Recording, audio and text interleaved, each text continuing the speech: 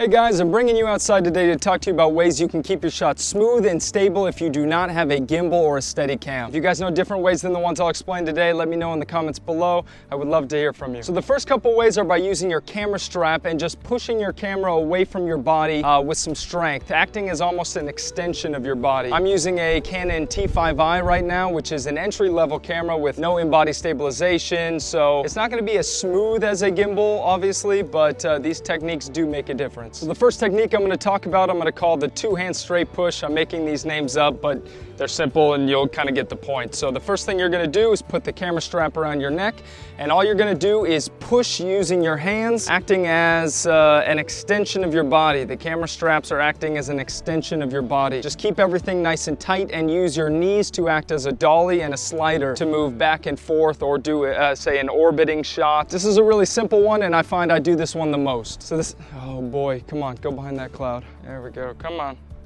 Ooh. So the second technique I'm going to talk about, I will call the armpit push. So you'll have the camera strap around your neck. You're going to take your dominant arm, stick it in the strap and over, and all you're going to do is push out. Same thing, acting as an extension of your body and using your knees to act as a dolly or a slider. The last technique with the camera strap I'm going to teach you, I call the single arm. This one, you want your camera strap a little bit shorter, and you're going to do the same thing you did with that second armpit push. Put your dominant arm through it, and all you're doing is pushing out, keeping everything nice and tight, and once again using your knees to act as a slider or a dolly. Just focus on nice, slow, and controlled movement. Now I know what some of you guys are thinking. I don't own a camera strap, so how can I do any of these? First off, go buy yourself a camera strap. You can find a cheap one on Amazon for like 10 bucks. Second off, let me tell you how you can improvise without one. The farther your hands are out from your body, the more chance you have to shake the camera. So by keeping your elbows in and the camera closer to your body and focusing on slow, fluid movements, you will reduce a lot of that camera shake you would normally get just by holding the camera out and shooting. Also, by using slow motion, if you have it, you can make the shot more smooth. So try and tuck your elbows in and focus on those slow and controlled movements when you practice. You can always stabilize in post to get rid of some of that minor shake. If you're doing a shorter dolly, then just move your body forward, and you can always get that extra reach by kind of just falling forward. I do that sometimes, but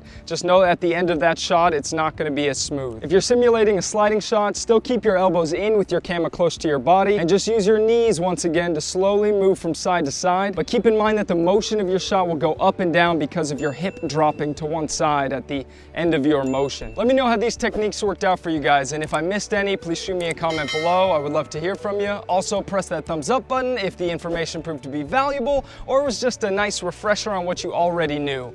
Have fun shooting, guys.